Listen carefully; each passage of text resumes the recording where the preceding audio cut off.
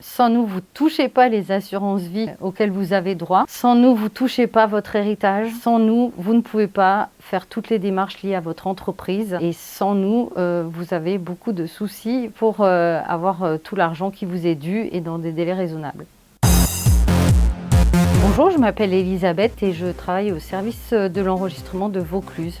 Le service d'enregistrement travaille dans deux domaines, notamment la question des actes d'entreprise, donc tout ce qui concerne les entreprises, fonds de commerce, PV d'assemblée, dissolution ou constitution ou apport en société, ainsi que tout ce qui concerne les questions de succession. Dès qu'il y a un décès dans une famille, les successions doivent être déposées dans notre service, ainsi que ce qui s'appelle les assurances vie que tout le monde connaît généralement. Parce que les gens doivent payer des droits en fait pour pouvoir enregistrer soit la transmission d'un fonds de commerce, soit la cession de parts sociales d'une entreprise ou ce genre de choses.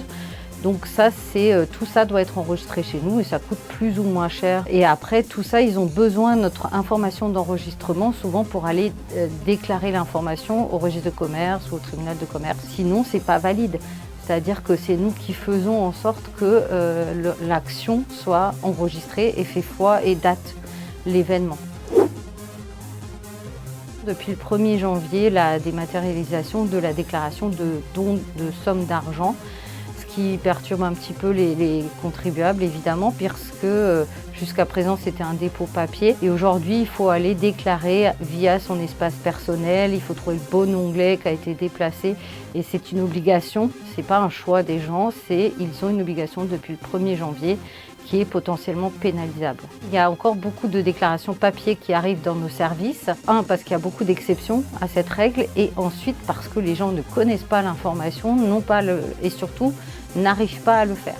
Soit parce qu'ils sont très éloignés de la question numérique, soit parce que dans tous les cas c'est compliqué à faire, surtout s'il y a des droits à payer. Un dossier peut mettre 10 minutes à être traité et un autre il va prendre une demi-journée. Et ça, c'est pas compté. On compte juste en disant un dossier égale tant de temps. Et c'est pour ça que je dis qu'on ne sait pas calculer les effectifs dont on a besoin et que forcément on est sous-effectif tout le temps parce qu'on n'estime pas le temps de travail réel de dossier. Tout le monde croit que tous les dossiers ils ont le même temps de travail. C'est totalement faux. Alors des fois on a des dossiers, ça peut nous prendre à deux une journée. C'est-à-dire qu'il y a la question de la technicité, la polyvalence des gens, la priorisation que nous donne Bercy dans le type de dossier à traiter en urgence et la quantité de dossiers qui rentrent par jour parce qu'on est un service qui recevons des centaines de courriers par jour.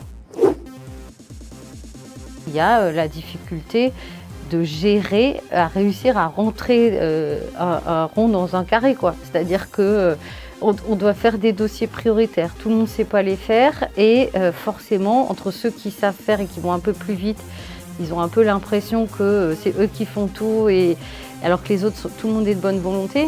Pour les gens, pour contribuables privés, entreprises ou monsieur et madame tout le monde, pour eux, c'est souvent des questions d'argent ou de possibilité d'ouvrir un commerce. Et ça, c'est très important. On est un peu le nerf de la guerre.